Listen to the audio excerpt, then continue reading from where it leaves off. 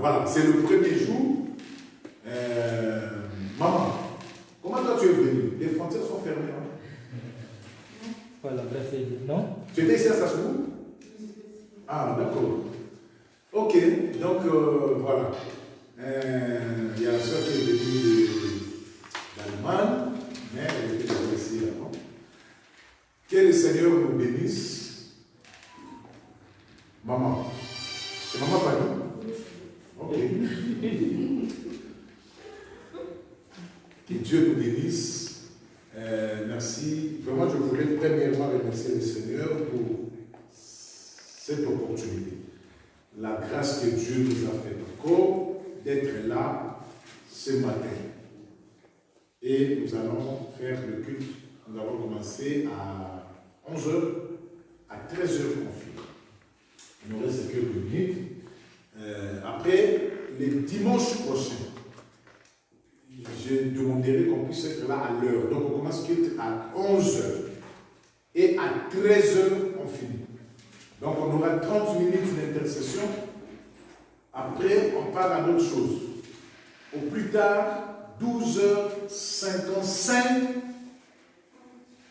Oui, 12h55, tout est fini. 13h, juste le culte va terminer. Alors, nous, comme on avait dit que nous retournons progressivement. Aujourd'hui, c'est le premier dimanche. Je sais qu'il y a beaucoup qui sont restés à la maison. Vous qui nous suivez en direct de ces réseaux sociaux, Facebook, vous êtes restés à la maison. Pourquoi? Parce qu'on avait interdit aux enfants de venir. Donc ici, il n'y a pas d'enfants. Il n'y a que les enfants de pasteur et David qui a moins de 8 ans. Donc il y a 7 ans. Tu as 7 ans? Ok, qui a 7 ans. Mais je ne pouvais pas le laisser seul. Alors, on a rencontré quand même quelques difficultés par rapport à ceux qui nous ont appelés parce qu'ils voulaient venir, mais ils ont 3-4 enfants. Mais parfois, le dernier enfant, il a 7 ans. C'est pareil comme moi, j'ai 3 enfants, mais le dernier, il a 7 ans. Donc, moi, j'ai compris que comment je peux faire? Est-ce qu'il faut que le frère, son frère, reste avec lui à la maison et que nous, on puisse venir à l'église? Alors, nous, on a résolu, on a dit non, on va venir nous tous à l'église. Lorsqu'on vient à l'église, on reste famille par famille. Parce qu'on vit déjà dans la maison, ensemble. Même si on vient à l'église, ça ne change rien si on s'assoit en famille. Ça ne change rien. Donc moi, je vais m'asseoir avec ma femme, avec mes enfants. Alors, la raison pour laquelle je voulais dire que à partir de dimanche prochain, ceux qui ont des enfants, vous pouvez venir. Écoutez-moi bien maintenant, vous pouvez venir. Mais il n'y aura pas l'école de dimanche, il n'y aura pas l'école d'hymne. Donc pour l'instant, il n'y aura pas l'école d'hymne. Parce que si on fait l'école d'hymne, on sera obligé de rassembler les enfants. Et s'asseoir à part. Les enfants ils n'arriveront pas à respecter 1 mètre de distance. D'ailleurs, les enfants de moins, je crois moins de 11 ans, ils ne sont pas obligés de mettre le masque. En fait, en réalité, c'est que le médecin nous a dit que les enfants peuvent porter le virus, mais le virus reste sans danger aux enfants. Mais les enfants, ce sont de transmetteurs des virus. Donc ça veut dire qu'eux, ils peuvent nous transmettre facilement ce virus. Mais même si les enfants sont contaminés par ce virus, mais ça reste, hein, c'est comme ça qu'on va sauver. C'est des porteurs sains. Hein? C'est des porteurs sains. Voilà. Alors, pas seulement les enfants, mais il y a aussi des adultes qui sont des porteurs. Mais le médecin utilise un langage asymptomatique. Ils n'ont pas de symptômes. Donc, ils ont le virus, mais les symptômes, ça montre, hein, voilà. Mais eux, ils peuvent facilement contaminer l'autre. Et comprenez bien que ce virus frappe beaucoup souvent ceux qui ont des problèmes de santé. Et ceux qui ont, bon, comme nous, on n'a pas de problème de santé, donc ouais, 5. Donc, je peux traverser, faire comme ça, rien. En plus, j'ai aussi quelqu'un qui me préserve. Donc, ça veut dire que moi, j'avais dit au Seigneur, si c'est mon temps de mourir, je dois mourir. Mais si ce n'est pas mon temps, donc je ne mourrai pas. Même si je suis frappé par ce virus, le virus va fuir lui-même. Parce qu'avec l'eau chaude là, quand je le fais comme ça, j'entre là, il va fuir. Voilà. Donc le dimanche prochain, les enfants peuvent venir. Mais les enfants doivent rester ensemble ou à côté de leurs parents. Donc si vous venez, vous êtes en famille, et que vous avez des enfants de moins de 8 ans, restez avec vos enfants à côté. Déjà, les enfants à partir de 9 ans, 10 ans, 11 ans, 12 ans, ils peuvent s'asseoir seuls. Il n'y a pas de problème. Mais les enfants qui ont moins de 10 ans, moins de 8 ans, qu'ils restent à côté de leurs parents. Comme ça, ça permet aux enfants de ne pas être à contact avec les autres enfants et ça permet de garder quand même cette distance de sécurité qu'on nous a imposée. Voilà, c'est aussi pour notre bien, mais bientôt, ça va disparaître, ça ne restera plus. Ok, alors, aujourd'hui, on a voulu quand même faire culte de remerciement. Remercier le Seigneur par rapport à sa grâce, à sa bonté, de nous avoir déconfinés.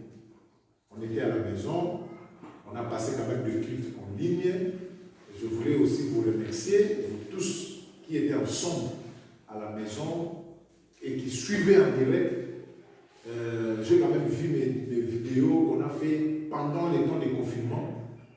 Je suis quand même heureux parce qu'il y a beaucoup de vues. Et je sais qu'il y a des gens qui partageaient. J'ai regardé ceux qui partageaient les vidéos. Vous avez partagé des vidéos dans le groupe. Là où et ça m'a vraiment beaucoup plu.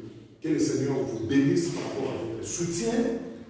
Vous soutenez pas seulement le pasteur, mais vous soutenez l'œuvre de Dieu. Vous soutenez l'œuvre de Dieu. Et que Dieu puisse vous bénir.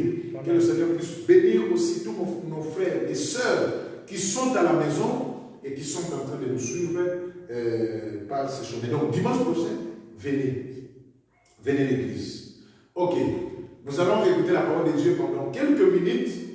Après, nous allons passer aux offrandes et nous allons faire la prière des clôtures et nous allons rentrer à la maison. Nous allons parler d'un sujet dans le livre de Matthieu. Matthieu, chapitre 14. Nous allons lire le verset 22 jusqu'au verset... Ah, c'est beaucoup. Matthieu 14, 22 à 33. Matthieu chapitre 14, verset 22 à 33. Maman. Matthieu chapitre 14, verset 22 à 33. J'ai lu la parole du Seigneur. J'ai lu la parole du Seigneur. Amen. Aussitôt après, Jésus obligea les disciples à monter dans la barque et à le précéder sur l'autre rive pendant qu'il renverrait la foule. Quand il leur envoyait, il monta sur la montagne pour prier à l'écart et le soir venu, il était là seul. La barque s'est trouvée déjà au milieu du lac, battue par le vague, car le vent était contraint. À la fin de la nuit, Jésus alla vers eux en marchant sur le lac. Quand les disciples virent marcher sur le lac, ils furent affolés et dirent « C'est un fantôme ». Et dans leur frayeur, ils poussèrent des cris. Jésus leur dit aussitôt « Rassurez-vous, c'est moi, n'ayez pas peur ». Pierre lui répondit « Seigneur, si c'est toi, ordonne-moi d'aller vers toi sur l'eau ». Jésus lui dit « Viens ». Pierre sortit de la barque et marchant sur l'eau pour aller vers Jésus. Mais voyant le commencer à s'enfoncer, il s'écria, « Seigneur, sauve-moi !» Aussitôt Jésus tendit la main, l'employa et lui dit, « Homme de peu de foi, pourquoi as-tu douté ?» Ils montèrent dans la barque et le vent tomba. Ceux qui étaient dans la barque virent se prosterner devant Jésus en disant, « Tu es vraiment le Fils de Dieu. » Parole du Seigneur. Amen. Ok, nous pouvons nous asseoir. Nous allons parler d'un thème, rassurez-vous, c'est moi. N'ayez pas peur. Est-ce que tu peux dire avec moi, rassurez-vous, c'est moi, n'ayez pas peur. Voilà, ça c'est la parole de Jésus qui a adressé à ses disciples. Mais c'est merveilleux en fait, ce qu'on va parler. On va parler ça, je vais faire une exhortation pendant quelques minutes, pendant 30 minutes, qui nous amènera juste à 50 et on va finir cette exhortation. Ce qui m'a frappé quand la sœur était en train de lire, la Bible dit, Jésus monta dans la barque et ceux qui étaient dans la barque vers se prosterner pour l'adorer.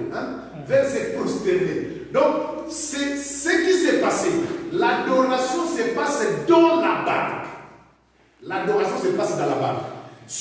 Quand le Seigneur Jésus s'est monté dans la barque, là je suis parti d'abord pour moi, je reviendrai. Quand le Seigneur Jésus est parti dans la mer, monté dans la barque, la Bible dit ceux qui étaient dans la barque. Qui étaient dans la barque? C'est les disciples, les apôtres de Jésus.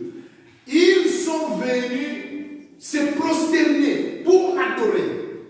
Mais tout cela se passe dans la barque. Donc cette barque que nous allons parler, ce n'est pas une barque normale. Cette barque, c'est le lieu de l'adoration. C'est le lieu de l'adoration. Là où on adore. Parce que ici, c'était la barque. Mais dans notre temps, quand le Saint-Esprit nous ouvre les yeux, nous avons compris que cette barque-là, dans le temps de Jésus, signifiait aussi quelque chose. Signifiait le lieu d'adoration.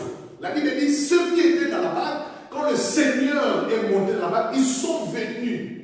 Et ils ont commencé à adorer le Seigneur. Tout cela s'est passé quand? Tout cela s'est passé lorsque Jésus a multiplié le pain.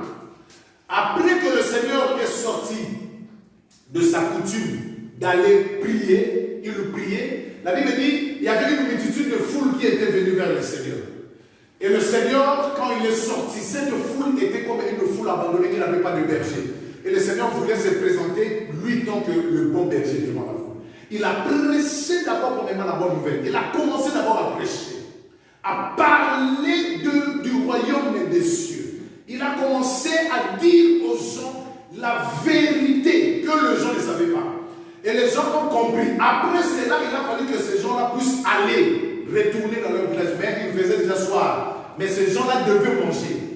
Et le Seigneur a dit à ses disciples, donnez-leur à manger eux-mêmes. Vous-même, vous savez, vous connaissez bien l'histoire, comment le Seigneur a partagé quand même le pain et le poisson à plusieurs personnes. Les gens qui étaient là, la Bible dit, sans compter même les femmes et les enfants, quand on compte seulement les hommes, ils étaient aux environs de 5 000 personnes. 5 000 personnes. Mais il n'y avait que 2 poissons et 5 pains. Voilà. Mais les 2 poissons et les 5 pains, vous connaissez bien, les 2 poissons et les 5 pains ont nourri plus de 5 000 personnes. Parce que le Seigneur, le secret, c'était le secret de rendre d'abord grâce. Il dit, le Seigneur a rendu grâce à Dieu, et c'est à ce temps-là qu'il a donné à ses disciples de multiplier le pain. Ce n'est pas notre sujet de multiplication de pain. Notre sujet, c'est rassurez-vous, car c'est moi, et n'ayez pas peur. La Bible dit, après le soir, le Seigneur va monter sur la montagne, comme c'était son habitude, d'aller aussi prier le Seigneur, d'aller prier son Dieu, son Père. Mais il va exiger aux disciples de prendre la barque et de passer de l'autre côté. Mais le Seigneur est resté. Mais il a dit aux disciples, prenez la barque, entrez et passez de l'autre côté. Bien-aimé le Seigneur, je voulais te dire déjà une chose. Parce que lorsque nous parlons de rassurez-vous, rassurer c'est un verbe qui vient, ou ou je ne sais pas si c'est le mot qui vient du verbe, ou c'est le verbe qui vient du mot assurance. Vous voyez l'assurance. Donc, quand le Seigneur dit rassurez-vous, ça veut dire si on voulait encore aller plus loin, facilement pour comprendre ce mot, on peut dire, le Seigneur a dit, ayez de l'assurance. Soyez rassurants. Ayez de l'assurance. Parce que c'est moi. Mais n'ayez pas peur. Ça veut dire que le Seigneur, il peut aussi organiser des choses, peut-être dans ta vie, peut-être dans ta famille, peut-être dans ton foyer. Parce que Dieu, lorsqu'il fait quelque chose, il fait une chose avec un but. La Bible dit, Dieu n'a jamais fait aucune chose au hasard. Et tout ce que Dieu organise, tout ce que Dieu fait, bien nommé dans le Seigneur, le bien ou le mal, c'est pour un but. Parce que Dieu sait pourquoi il organise ces choses. Et le Seigneur, il était avec ses disciples. Mais le Seigneur a exigé les disciples d'aller. Parce que lui, il va venir après. Mais avant, il monte d'abord pour aller prier le Seigneur. Mais les disciples sont partis, ils étaient bien dans la barque, il n'y avait aucun souci. Ils ont commencé à partir pour traverser l'autre côté, leur destination. Mais arrivé au milieu de la mer, dans cette version, on dit au milieu du lac. Est-ce que maman, tu ne peux pas changer la version de ta Bible? Tu achètes le 8 secondes 1910. Tu es habitué à ta Bible? Non, j'en ai d'autres à la maison. Très bien. Second révisé, 8 secondes. Donc oui, parce qu'on dit au milieu du lac. Ce n'était pas vraiment le lac, mais c'était la mer. Parce qu'il y a une différence entre le lac et la mer. Voilà, donc au milieu, lorsque vous partez, bien nommé dans le Seigneur, il y a des gens qui commencent des choses. Il y a des gens qui commencent, mais qui n'arrivent pas à terminer. Il y a des gens qui commencent la fiançailles, sous les fiançailles, mais qui n'arrivent pas à terminer. Il y a des gens qui ont commencé des choses dans le bon sens. Mais la Bible nous montre bien, il dit bien, vaut mieux la fin d'une chose que son commencement. Parce que les disciples étaient dans la barque, ils ont pris la barque, donc ils sont montés dans la barque, et leur destination c'était de passer de l'autre côté, comme le Seigneur avait dit. Mais le problème est qu'ils ne savaient pas que, pendant qu'ils étaient en train de traverser au milieu de la mer, ils vont rencontrer des difficultés. Ce n'est pas parce que tu as commencé que tout va être facile. Bien nommé dans le Seigneur. Un homme prudent, lorsqu'il veut bâtir une maison, le Seigneur Jésus a dit, il s'assoit d'abord. Il commence à calculer. Je vais bâtir cette maison. Est-ce que j'ai la possibilité de commencer à mettre le fondement, à élever la maison et à finir la maison? De peur que si tu commences, tu arriveras à un moment où tu n'auras plus l'argent. Tu vas t'arrêter au milieu. Quel est ce roi-là, lorsqu'il a un problème avec un autre roi et qu'il veut faire la guerre? Il s'assoit d'abord. Il commence à calculer. Est-ce que le militaire que j'ai, les armes que j'ai, est-ce que ça arrivera à combattre mon ennemi? De peur que tu vas commencer et tu comprends que non, j'avais commis une erreur. Il fallait que je demande la paix. Lorsque les disciples sont montés dans la barque, les disciples traversaient tranquillement parce qu'ils savaient que nous allons de l'autre côté vers le Seigneur Jésus. En plus, c'était la recommandation du Seigneur d'aller de l'autre côté. Mais les disciples ne savaient pas que pendant leur marche, il y aura des difficultés qu'ils vont rencontrer. Il faut comprendre, dans toutes choses, on prévient les difficultés. Dans toutes choses qu'on veut faire, il y a toujours des difficultés qu'on peut rencontrer. Si tu fais quelque chose du début jusqu'à la fin et que ça passe bien, gloire à Dieu. Mais sache-le bien, tant qu'un enfant de Dieu, tu auras toujours des épreuves. Est-ce que quelqu'un peut dire un amen? Amen. Tu auras toujours des épreuves. Regarde bien.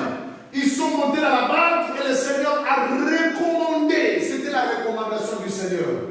Or, je vous ai dit que la barque représente l'église parce que c'était la recommandation du Seigneur. Nous sommes ici pour adorer le Seigneur parce que c'était la recommandation de Dieu. Dieu nous a dit de faire parce que c'était la recommandation qui est venue du Seigneur. Dieu nous a parlé d'aller parce que c'était la recommandation de Dieu. Mais sache-le bien, bien-aimé dans le Seigneur. Lorsque le Seigneur t'envoie de faire quelque chose, il y aura toujours des vents qui vont souffler contraire de ce que le Seigneur t'a dit de le faire. Tout cela, c'est pour que le Seigneur puisse voir si réellement tu es une femme ou un homme qui est bien bâti dans la foi. Amen.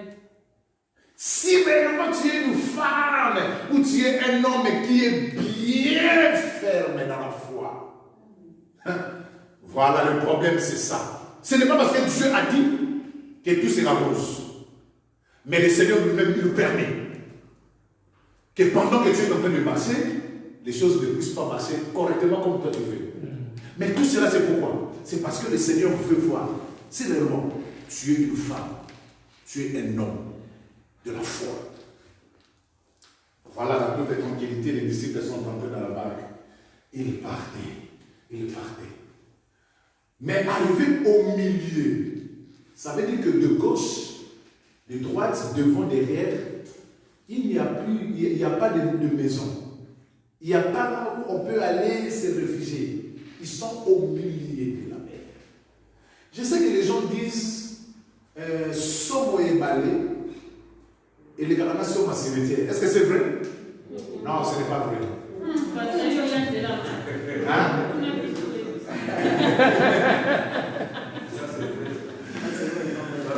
Tout dans votre frère, on va dire ça. Non, ce n'est pas vrai, frère. Moi-même, je suis un témoignage. À 2h du matin. À 2h du matin, on m'a déposé à la montagne verte. Là où on habitait à Kensofen. Frère, nous allons beaucoup se faire, on continuera beaucoup. Mais pourquoi tu as fait traverser ce cimetière? Mais il faut faire un contour là-bas. À 2h du matin. Là, on a la yépe, on a permis qu'on a l'égalité. Peu de fois. Là, on va capter. Mamso, on a eu un zéla, on a eu ça dans mon même. Mais en réalité, il n'y a rien là-bas. Ok. Donc, vous voyez que les disciples sont arrivés au milieu. Et le Seigneur a permis qu'ils puissent d'abord aller, se distancer de la plage pour qu'ils soient au milieu. Parce qu'au milieu, il n'y aura pas de secours qui vont venir. Le Seigneur l'a permis. Bien aimé dans le Seigneur, je voulais te dire, il y a des choses. Nous, parfois, les humains, on pose des questions. Parfois, les humains, on condamne Dieu. Parfois, les humains, on dit, Seigneur, pourquoi? Seigneur, pourquoi seulement moi? Pourquoi pas les autres? Seigneur, mais moi, je marche, même si je ne suis pas saint, mais je marche quand même dans la crainte de Dieu. Mais il y a des gens qui, mais Seigneur, pourquoi moi? Pourquoi pas eux? Parce que Dieu, lorsqu'il te voit, le Seigneur sait, il veut t'apprendre beaucoup de choses. Vous savez bien, le Seigneur, Israël est sorti de l'Égypte pour aller sur la terre promise. Mais de l'Égypte jusqu'à la terre promise, pas plus de 2 mois. Pas plus de 2 mois. Il devait partir et prendre la terre promise. Mais le problème avec Dieu, quand il voyait Israël, il voyait qu'Israël n'était pas encore préparé pour prendre le terrain. Il n'était pas préparé. Le chemin de moins de 2 mois, le Seigneur l'a rendu 40 ans, s'il vous plaît. Même pas 40, même pas 4 ans, mais 40 ans. 40 divisé par 2 mois égale combien? Donc ça veut dire que le Seigneur avait besoin que les enfants d'Israël puissent traverser par un chemin de désert. Parce que dans le chemin de désert, c'est là où les enfants d'Israël vont apprendre beaucoup de choses. Et le désert, c'est comme le milieu de la mer. Là où il n'y aura personne, là où ils vont fuir. Ils ne vont pas fuir parce que vous allez fuir dans le désert. Vous êtes là, vous êtes comme un peuple abandonné. Mais heureusement, il y avait la colonne de nuée et la colonne de feu. Et lorsque la colonne de nuée marchait, les enfants d'Israël savaient que nous devons marcher. Et lorsque la colonne de nuée s'arrêtait, les enfants d'Israël savaient que nous devons nous camper. Parce que l'Éternel lui-même, là où les gens ne vous voient pas, mais Dieu vous voit. Et Dieu sait diriger nos pas, plus que les hommes, pour que les hommes peuvent diriger nos pas. Le Seigneur sait, il sait nous conduire plus que les hommes. Il sait calculer plus que les hommes. C'est pourquoi la Bible dit tout simplement, le chemin de Dieu est différent au chemin des hommes. Les voies de Dieu sont différentes aux voies des hommes. Parce que lorsque Dieu prépare son projet, il ne le prépare pas comme les hommes. Mais il le prépare avec excellence. Mais avant que l'excellence puisse venir, il y a un moment qu'on appelle le moment du vent contraire. Vous savez, le vent contraire, tu pries Dieu, tu dis Seigneur, donne-moi les mariages. Mais les mariages ne viennent pas. Les hommes ne te regardent même pas. C'est ça le chemin de vent, les vents contraires. Chemin de vent contraire, tu dis Seigneur, j'ai besoin de papier, mais tu reçois les déchets. C'est ça les vents contraires. Les vents contraires, tu pries, tu dis Seigneur, j'ai besoin de faire ça, mais cela ne vient pas. Seigneur, j'ai besoin de connaître ta volonté. C'est quoi ta volonté dans ces problèmes? Mais le Seigneur reste muet. Le Seigneur ne parle pas. C'est ça le vent contraire.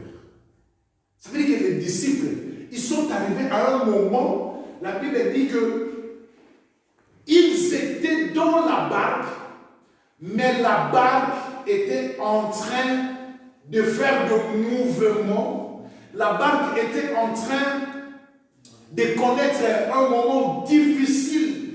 La barque était en train de connaître des problèmes. Pourquoi? Parce qu'il y avait des vents contraires qui souffraient la barque. Vous savez, les gens qui sont habitués à aller dans le bateau, je ne sais pas quoi, dans le bar, vous allez remarquer qu'ils regardent le sens du vent. Lorsqu'on part comme ça, et que le vent nous frappe comme ça, ça veut dire que le vent nous facilite à faire notre marche.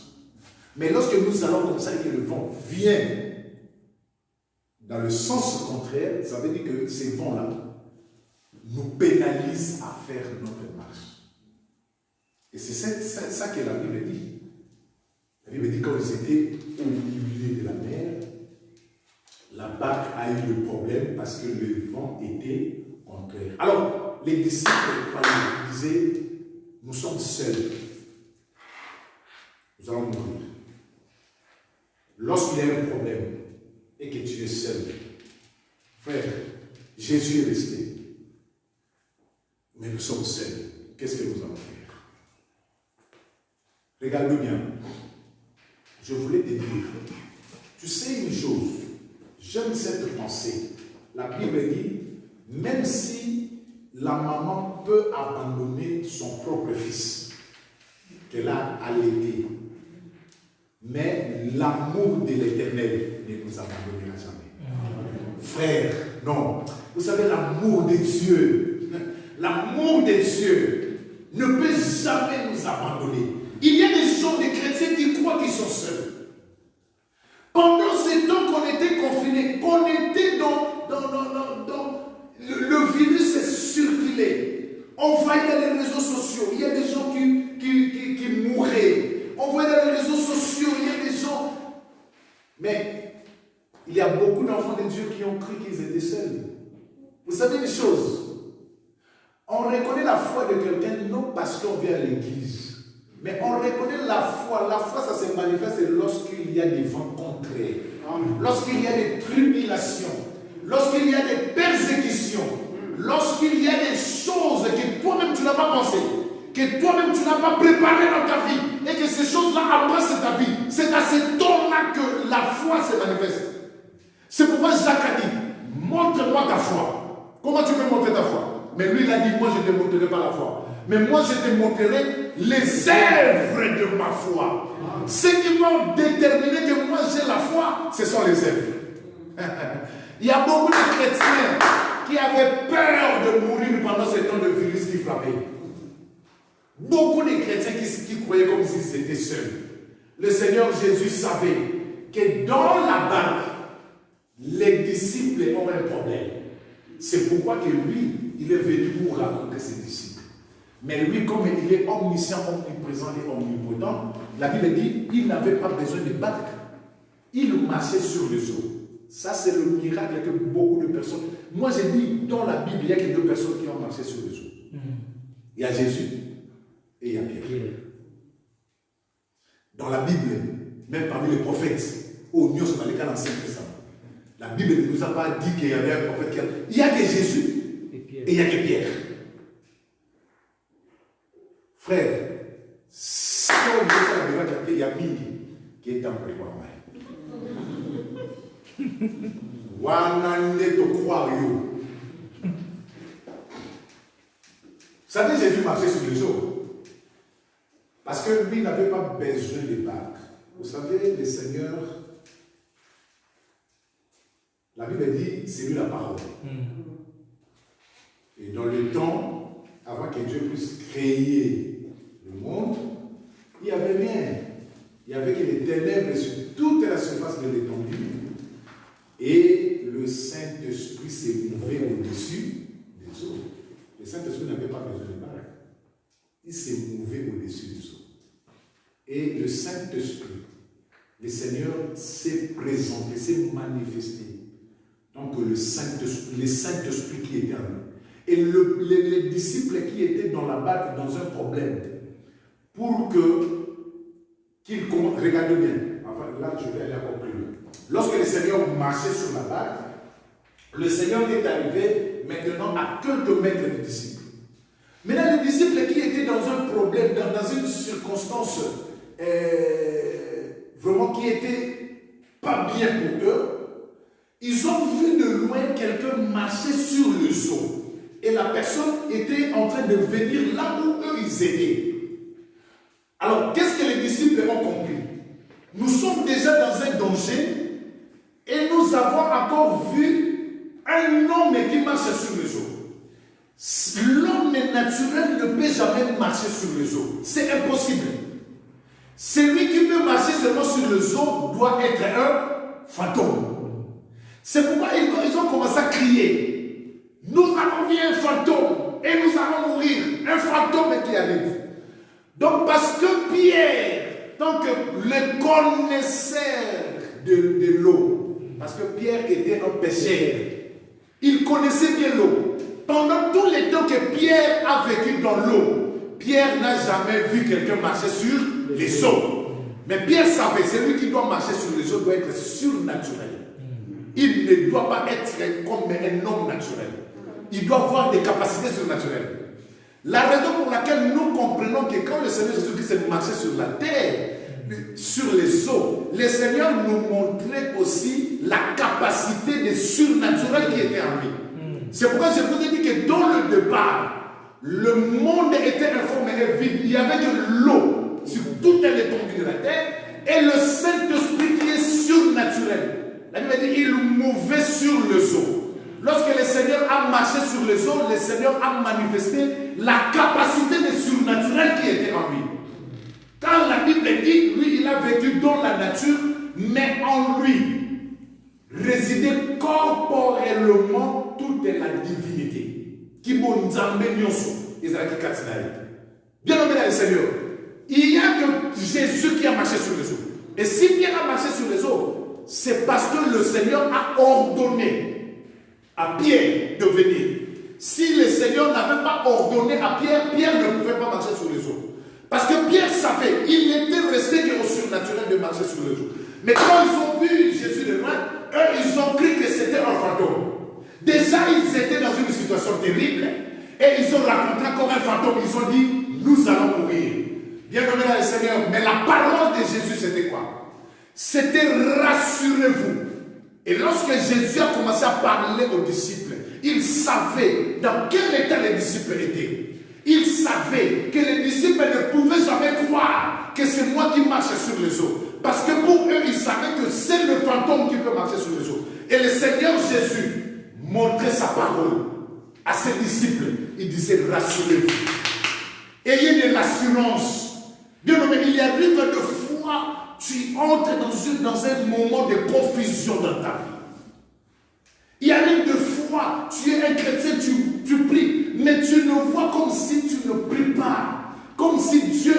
éloigné de toi. Il y a un frère qui a chanté. Il a dit, il arrive des fois, je prie, mais il n'y a pas de réponse. Il arrive des fois, je vois comme mon ciel est devenu ténébreux. Il arrive des fois, comme si je vois que je n'ai plus d'espérance. Il arrive des fois, dans ma vie, je vois que des choses. Il arrive des fois, je vois que les choses contraires, le vent contraire. Il arrive des fois. Mais cela ne veut pas dire qu'il n'y a pas un Dieu quelque part. Cela ne veut pas dire que mon Seigneur m'a oublié. Cela ne veut pas dire. Ça veut dire que le Seigneur, lorsqu'il s'est présenté avec une parole, et cette parole c'est quoi? Ayez de l'assurance. C'est moi. Frère, c'est pourquoi je dis, celui qui connaît ne t'attend pas. Vous savez, hein? Celui qui connaît ne t'attend pas. Les jours de l'examen. Regarde les gens qui ne connaissent pas. Ils vont prendre les stylos. Ils commencent à écrire. On va aller faire l'examen et lui, c'est le moment où il est en train il veut retenir la définition de ces mots. Le même jour. Mais ceux qui connaissent, ils sont très rassurants. Ah, l'examen va commencer à quelle heure? Ah, encore 4 minutes. Ah, qu'il ouvre la porte, que nous on puisse entrer. Mais celui qui ne connaît pas, tu vas écrire partout, même ici. Et quand ça va commencer l'examen, tu commences à tricher. Mais celui qui connaît, il est rassurant. Vous savez, si tu n'as pas l'expérience avec ton Dieu, il y a des moments que tu vas entrer dans les doutes. Parce que la période des doutes, c'est normal. C'est pas le dimanche passé, je vous avais prêché sur l'incrédulité. La période des doutes, c'est normal. Jean, il a présenté Jésus. Voici l'agneau. Croyez en lui. Moi, non, moi, il faut que je diminue. C'est lui qui va monter. Voici l'agneau.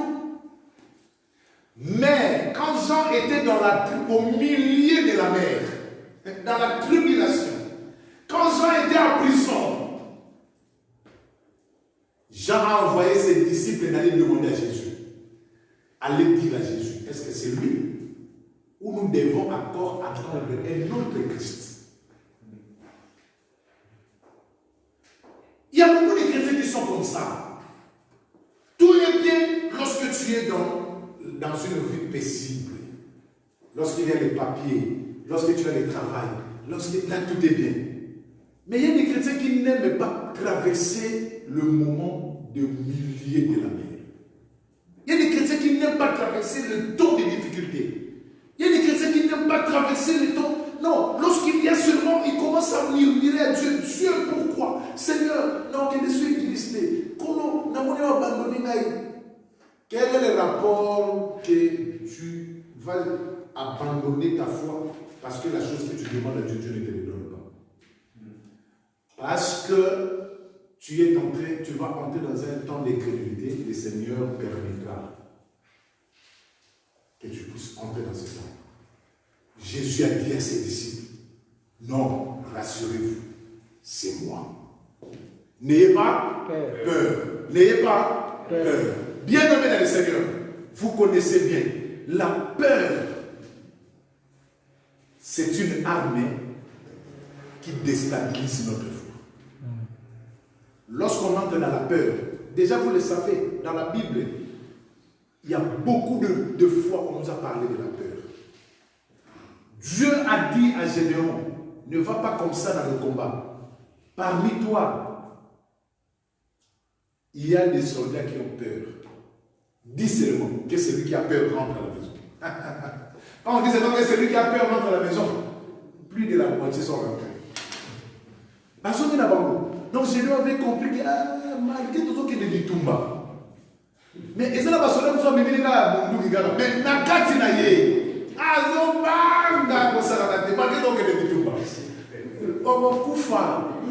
Parce que c'est lui qui porte les armes. Il dit soit la mort, soit la vie. Il n'a pas de maison qui dit non, le Seigneur a besoin des gens qui vont combattre, qui n'ont pas peur. Les gens qui sont rassurants. Or, pour ne pas avoir la peur, il faut être rassurant. Il faut être rassurant, frère. Donc, lorsqu'on est sûr de ces choses, je ne peux pas avoir la peur. Vous savez, quand on dit aux gens, passe devant, par exemple, tu vas témoigner. Pourquoi les gens ne passent pas? Ils ont les témoignages, mais pourquoi ils ne passent pas?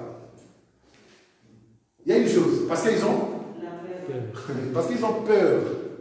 La peur, c'est une arme. Parce que Azanamo, mais le problème en est la peur. Non, il y a des moments où il faut briser ces temps-là de peur.